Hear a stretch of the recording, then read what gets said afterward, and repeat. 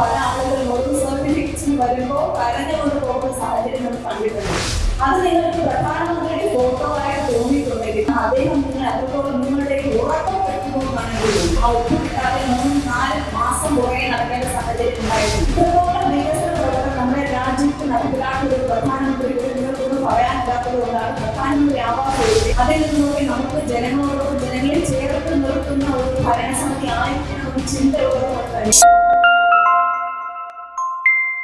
സ്ത്രീകളോട് ഇത്രയും ബഹുമാനം കുറവുള്ളവരാണെന്ന് എനിക്ക് ഇപ്പോഴാണ് ബോധ്യപ്പെട്ടത്. കാരണം സ്ത്രീകളാണ് നമുക്ക് 3-4 മണിക്കൂർ ഇരിക്കുന്ന ചർച്ചയിൽ നമുക്ക് മുഴുവൻ സമയം നമുക്ക് ഇരിക്കാൻ സാധിക്കില്ല. പല ആവശ്യങ്ങളുണ്ടായിരിക്കാം, പ്രാഥമിക ആവശ്യങ്ങൾ, അതുപോലെ പീരീഡ്സ് ആയിട്ടുള്ള സ്ത്രീകൾക്കൊക്കെ തന്നെയുള്ള ഒരു ഇതാണ്. അപ്പോൾ നമുക്ക് പല സമയത്തൊക്കെ പുറത്തു പോകേണ്ടതായിട്ട് വരാം. അപ്പോൾ ഇത്രയും ഒരു പാർലമെന്റ് പാർട്ടി ലീഡർ തന്നെ ഇത്രയും മോശപ്പെട്ട രീതിയിൽ സംസാരിച്ചത് എനിക്കൊരു സ്ത്രീ എന്ന രീതിയിൽ വളരെയധികം വേദന ഉണ്ടാക്കുന്ന ഒരു സംഭവം തന്നെയാണ്. കാരണം ഇവർക്ക് ആദ്യത്തെ അനുഭവം ഒന്നുമല്ല. കാരണം സ്ത്രീകളോട് ഒട്ടും ബഹുമാനമില്ലാത്ത ഒരു നേതൃത്വത്തിൽ നിന്ന് തന്നെയാണ് തീർച്ചയായും വിവരം വരുന്നത്. കാരണം ഇത് ആദ്യമായിട്ടല്ല. നമുക്കറിയാം, കാര്യവട്ടം ഗവൺമെന്റ് കോളേജിൽ ബിരുദ കോഴ്സ് പൂർത്തിയാക്കി അവിടെ ഒരു SFI നേതാവിനെ വീണ്ടും അവിടെ തുടരണമെന്ന് ഭീഷണിപ്പെടുത്തി അവരുടെ പ്രിൻസിപ്പളിനെ കൂട്ടിയിട്ട് പ്രാഥമിക കാര്യങ്ങൾക്ക് പോലും ആ പ്രിൻസിപ്പളിനെ പുറത്തു പോകാൻ സമ്മതിക്കാത്ത ഒരു സംഘടനയുടെ നേതാവാണെന്ന് സ്ത്രീകൾക്കെതിരെ, അതായത് ഒരു ഡെപ്യൂട്ടി മേയർ എനിക്ക് ഒരു ആവശ്യം പുറത്തു പോയപ്പോൾ എനിക്കെതിരെ സംസാരിച്ചത് തീർച്ചയായിട്ടും ഒരു സംസ്കാരമില്ലായ്മ എന്ന് തന്നെ ഞാൻ സൂചിപ്പിക്കാൻ തന്നെയാണ് ഞാൻ ആഗ്രഹിക്കുന്നത്. ആദ്യ ബഡ്ജറ്റിൽ തന്നെ കേന്ദ്ര സർക്കാരുമായിട്ടുള്ള സഹകരണത്തോടെ വലിയ വൻ നിക്ഷേപം ഉറപ്പാക്കാൻ സാധിച്ചത് നമ്മുടെ ഒരു നേട്ടമാണ്, അതൊരു കുറ്റമല്ല എന്ന് പ്രതിപക്ഷത്തിൽ ഇരിക്കുന്നവരോട് പറയണമെന്നുണ്ടായിരുന്നു. പക്ഷേ അവരെല്ലാം പറഞ്ഞു, വിമർശനമൊക്കെ തന്നെ പറഞ്ഞത് കേൾക്കാൻ പോലും ഇരിക്കാതെ ഇടതുപക്ഷവും വലതുപക്ഷവും ഒക്കെ ഇറങ്ങി പോകുന്ന ഒരു സാഹചര്യമാണ് ഉണ്ടായത്. നേരിന്റെ പക്ഷമായതുകൊണ്ട് നമ്മളെല്ലാവരും ഇവിടെ ഇരിക്കുന്നത്.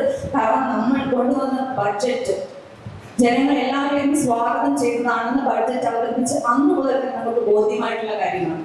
കാരണം എല്ലാ മേഖലയിലും കൗൺസിൽ പറഞ്ഞ ഒരു വാചകം ഞാൻ കടമെടുത്തുകൊണ്ട് തുടങ്ങുകയാണ്. ഗർഭസ്ഥ ശിശുവിന് ആവശ്യമായിട്ടുള്ള കാര്യം മുതൽ ഒരു നമ്മുടെ അവസാനം, അത് നമ്മുടെ ജീവിതം തുടങ്ങുന്ന ജനനം മുതൽ മരണം വരെ നമ്മൾ നഗരസഭയാണ് ആശ്രയിച്ചിരിക്കുന്നത്. അതായത് ജനന സർട്ടിഫിക്കറ്റ് മുതൽ മരണ സർട്ടിഫിക്കറ്റ് വരെ നമ്മൾ തിരുവനന്തപുരം നഗരസഭയാണ് നമ്മൾ ആശ്രയിച്ചിരിക്കുന്നത്. കാരണം നമ്മളുടെ അതായത് നമുക്കറിയാം, കഴിഞ്ഞ 5 വർഷം, ഞാനൊരു 10 വർഷമായിട്ട് ഇവിടെ ജനപ്രതിയാണ്. കഴിഞ്ഞ തവണയൊക്കെ തന്നെ നമ്മുടെ പല ആളുകൾ ഓരോ സർട്ടിഫിക്കറ്റ്സിന് വരുമ്പോൾ കരഞ്ഞുകൊണ്ട് പോകുന്ന സാഹചര്യം നമ്മൾ കണ്ടിട്ടുണ്ട്.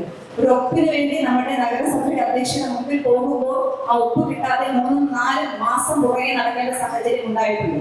അതിൽ നിന്നൊക്കെ നമുക്ക് ജനങ്ങളോടൊപ്പം ജനങ്ങളെ ചേർത്ത് നിർത്തുന്ന ഒരു ഭരണസമിതി ആയിരിക്കണം എന്ന് ചിന്തയുള്ളത് കൊണ്ട് തന്നെയാണ് ഓരോ വാർഡിലെയും ജനങ്ങൾക്ക് ആവശ്യമായിട്ടുള്ള പ്രോജക്റ്റുകളൊക്കെ തന്നെ ഈ ഒരു ബഡ്ജറ്റ് നമ്മൾ കൊണ്ടുവരാനായിട്ട് ശ്രമിച്ചിട്ടുള്ളത്. നമ്മുടെ ആരോഗ്യ മേഖല അത്രയും പ്രാധാന്യമുള്ളത് കൊണ്ട് തന്നെയാണ്, നമ്മുടെ തിരുവനന്തപുരം ജനതയുടെ ആരോഗ്യത്തിന് അത്രയും പ്രാധാന്യമുള്ളത് കൊണ്ട് തന്നെയാണ് 101 വാർഡുകളിൽ നമ്മൾ മെഡിക്കൽ സ്റ്റോർ എന്ന സംവിധാനം കൊണ്ടുവരാൻ വേണ്ടി ശ്രമിച്ചത്. അതുപോലെ ഡയഗ്നോസ്റ്റിക് സെന്റർ എല്ലാം തന്നെ, ലാബുകളൊക്കെ തന്നെ. അതുപോലെ ഏറ്റവും കൂടുതൽ പ്രതിപക്ഷ ആളുകൾ കൗൺസിലേഴ്സ് ചർച്ചയിൽ കൊണ്ടുവന്നത് പ്രധാനമന്ത്രി ഭീം യോജന എന്ന് പറഞ്ഞ പദ്ധതിയാണ്. പ്രധാനമന്ത്രി ഭവന യോജന എന്ന് പറഞ്ഞ പദ്ധതിയാണ്. എന്തുകൊണ്ടാണ് ഇത്രയും അസഹിഷ്ണുത? കാരണം പ്രധാനമന്ത്രി ആവാസ് യോജന പദ്ധതി വന്നപ്പോൾ ഇവിടെ പലരും പറഞ്ഞത് പ്രധാനമന്ത്രി ആവാസ് യോജന പദ്ധതി പ്രകാരം പ്രധാനമന്ത്രിയുടെ ഫോട്ടോ വയ്ക്കാൻ വേണ്ടി പറഞ്ഞതിന്റെ അടിസ്ഥാനത്തിലാണ് എന്നുള്ളതിനെ ഘോരം തെരുവ് പ്രസംഗങ്ങൾ ഇവിടെ നടത്തുകയുണ്ടായി. ഇവിടെ എവിടെയാണ് നേരത്തെ പല കൗൺസിലേഴ്സ് നമ്മൾ സൂചിപ്പിച്ചു കഴിഞ്ഞു, പ്രധാനമന്ത്രി ആവാസ് യോജന എവിടെയാണ് പ്രധാനമന്ത്രിയുടെ ഫോട്ടോ വയ്ക്കാൻ ഉദ്ദേശിച്ചിട്ടുള്ളത്? പ്രധാനമന്ത്രിയുടെ ഒരു ലോഗോ മാത്രമാണ്, ആ ഒരു പദ്ധതിയിൽ ഒരു ലോഗോ മാത്രമാണ്, സ്ത്രീ ശാക്തീകരണത്തിനായിട്ടുള്ള ഒരു ലോഗോ മാത്രമാണ് വെക്കുവാനായിട്ട് നിർദ്ദേശിച്ചത്.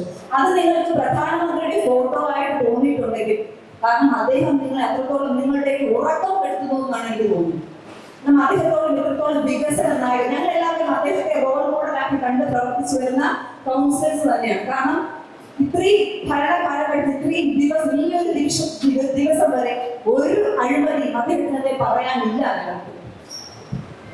ഇത്രത്തോളം വികസന പ്രവർത്തനം നമ്മുടെ രാജ്യത്ത് നടപ്പിലാക്കിയ ഒരു പ്രധാനമന്ത്രി നിങ്ങൾക്കൊന്നും പറയാനില്ലാത്തത് കൊണ്ടാണ് പ്രധാനമന്ത്രി ആവാസ് യോജനയിൽ അദ്ദേഹത്തിന്റെ ഫോട്ടോ വയ്ക്കേണ്ടി വരുമെന്നുള്ള വ്യാജ ആരോപണങ്ങൾ ഉന്നയിച്ചുകൊണ്ട് കണ്ടിട്ടുള്ള പ്രധാനമന്ത്രി എന്നൊരു പേര് വരുന്നതിനോട് നിങ്ങൾക്ക് താല്പര്യമില്ലാത്തത് കൊണ്ട് തന്നെയാണ്. അതുകൊണ്ട് തന്നെയാണ് ഈ പദ്ധതിക്ക് നമ്മൾ പ്രധാനമന്ത്രി ഭവന യോജന എന്ന പേരിട്ടത്. ഇത്രയ്ക്കും പ്രധാനമന്ത്രിയുടെ അസഹിഷ്ണുതയുള്ളവര് അങ്ങനെയാണ് നിങ്ങളുടെ വാർഡിൽ നിങ്ങൾക്ക് നമ്മുടെ ലൈഫ് പദ്ധതി പ്രകാരം സ്ഥലം വാങ്ങി ഉള്ളവർ നമ്മൾ വീട് കൊടുക്കുമ്പോൾ നിങ്ങൾ പ്രധാനമന്ത്രി അസഹിഷ്ണുതയുള്ളവരാണെന്ന് പറയണം.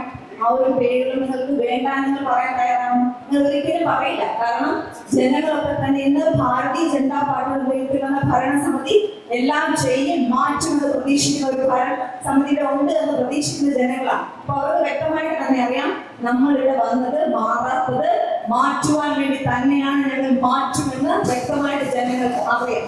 അതുകൊണ്ട് തന്നെ ഈ ഒരു പദ്ധതിയുടെ പേര് കാരണം തീർച്ചയായിട്ടും ഞാൻ സൂചിപ്പിച്ച പോലെ തന്നെ നമ്മുടെ സംസ്ഥാന തലത്തിൽ ഒപ്പുവയ്ക്കാത്തത് കൊണ്ട് തന്നെയാണ് നമ്മൾ പ്രധാനമന്ത്രി ഭവന യോജന എന്ന പദ്ധതി പ്രഖ്യാപിച്ചത്. വഞ്ചു ബാബു കൗൺസിലറൊക്കെ തന്നെ നമ്മുടെ നഗരം തിരുവനന്തപുരം നഗരം സമാധാനത്തിന് ഇപ്പോഴും സമാധാനമുള്ള ഒരു നഗരം തന്നെയാണ്. അതിന് നിങ്ങളായിട്ട് ആക്കേണ്ടതില്ല എന്ന് തന്നെ സൂചിപ്പിച്ചു. ഇവര് ഇത് കൊണ്ടുവന്നതാണ് സൂചിപ്പിച്ചു. നമുക്കറിയാം കഴിഞ്ഞ കൗൺസിൽ ഒരു തവണ ഇത് കൊണ്ടുവന്നു, പക്ഷെ പ്രാവർത്തികമാക്കുവാൻ ഇതുവരെ ഒരു നടപടി സ്വീകരിച്ചില്ല. അതുകൊണ്ട് തീർച്ചയായിട്ടും നമ്മളത് പ്രാവർത്തികമാക്കാൻ തന്നെ ഈ ഒരു ബഡ്ജറ്റ് കൊണ്ടുവരാൻ ശ്രമിച്ചപ്പോൾ ഇത് പറയുകയാണ് ഒരു മോണാക്ട് എവിടെയത് കാണിച്ചു ഇവിടെ എന്ത് സമാധാന കുറവാണുള്ളത്. സർ, കേരള പോലീസ് ഡിപ്പാർട്ട്മെന്റ് ഏറ്റവും പുതിയ കണക്കുകൾ പ്രകാരം 2025 ഡിസംബർ വരെ തിരുവനന്തപുരം സിറ്റിയിൽ റിപ്പോർട്ട് ചെയ്തിട്ടുള്ള പ്രധാന ക്രൈം കേസുകളുടെ വിവരങ്ങളാണ് ഞാൻ സൂചിപ്പിക്കുന്നത്. തിരുവനന്തപുരം സിറ്റിയിൽ നടന്നിട്ടുള്ള കൊലപാതകം 27, കൊലപാതക ശ്രമം 85, ബലാത്സംഗം 167, മോഷണം 190, വീട് കുത്തിക്കൊടുത്തുള്ള മോഷണം 168, പിടിച്ചുകളി 49, വഞ്ചന 967, സ്ത്രീകൾക്കെതിരെയുള്ള അതിക്രമങ്ങൾ 245.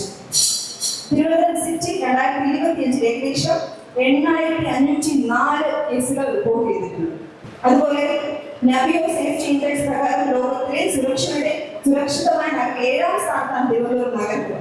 കഴിഞ്ഞ വർഷം റിപ്പോർട്ട് ചെയ്ത കേസുകളിൽ ഏറ്റവും കൂടുതൽ സാമ്പത്തിക തട്ടിപ്പുമായി ബന്ധപ്പെട്ട കേസുകളായിരുന്നു. അപ്പോൾ ഇത്രയും സമാധാനമുള്ള തിരുവനന്തപുരം നഗരമാണ്. ഇവർ തന്നെ സൂചിപ്പിച്ച് ഏറ്റവും കൂടുതൽ സമാധാനമുള്ള തിരുവനന്തപുരം നഗരത്തിലാണുള്ളത്.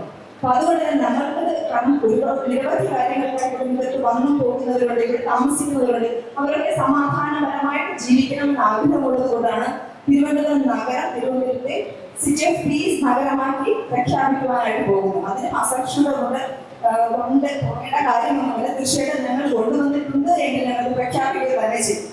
പ്രഖ്യാപിക്കാൻ മാത്രമല്ല ഇംപ്ലിമെന്റ് ചെയ്യുകയും ചെയ്യും. ബജറ്റ് അവതരിപ്പിച്ചു കഴിഞ്ഞാൽ പിന്നീട് ഇടയ്ക്കിടയ്ക്ക് അമെൻമെന്റ് കൊണ്ടുവരുന്നത് ശരിയാണോ എന്ന്.